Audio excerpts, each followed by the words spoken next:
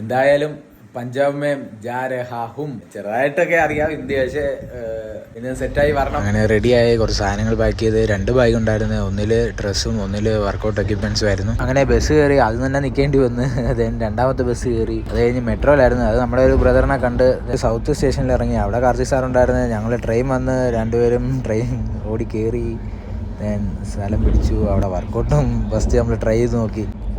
ദൈവം സഹായിച്ച് വലിയ ബുദ്ധിമുട്ടൊന്നുമില്ല, ചലഞ്ച് ചെയ്യാൻ പറ്റുമെന്ന് പ്രതീക്ഷിക്കുന്നു. ഒത്തിരി പാടാണ്, മറ്റുള്ളവർക്ക് ബുദ്ധിമുട്ടാകാൻ പാടില്ല. അങ്ങനെ ഞങ്ങൾ ഷൊർണൂർ ഏരിയ ഒക്കെ കഴിഞ്ഞ് അവിടെ ഇത് ഏത് സ്ഥലമെന്ന് എനിക്ക് കറക്റ്റ് പറയാൻ പറ്റുന്നില്ല. നല്ല ആംബിയൻസ്, നല്ല ഒഴുക്കുണ്ട്. ബട്ട് ഞാൻ കരുതിയില്ല ഇവർ കയാക്കിങ് ചെയ്യുകയെന്ന്. കയാക്കിങ് അവിടെ സേഫ്റ്റി കാണും, ബട്ട് എന്നിരുന്നാലും നല്ല ഒഴുക്കുള്ളടുത്ത് അവർക്ക് പേടി തോന്നിയില്ലെങ്കിലും കാണുന്നത് നമുക്ക് പേടി തോന്നും. അങ്ങനെ പ്രകൃതി രമണീയത ഇതെല്ലാം ആസ്വദിച്ച് വരുമായിരുന്നു. കോഴിക്കോട് എത്തി. ഇവിടെ നമ്മുടെ ചാമ്പ്യൻ വെള്ളാട് കയറി.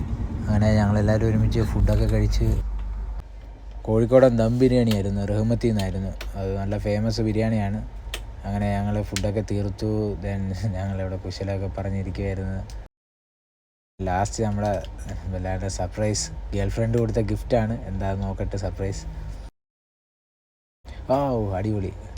അങ്ങനെ അവർ രണ്ടുപേരുള്ള ഫോട്ടോയാണ്.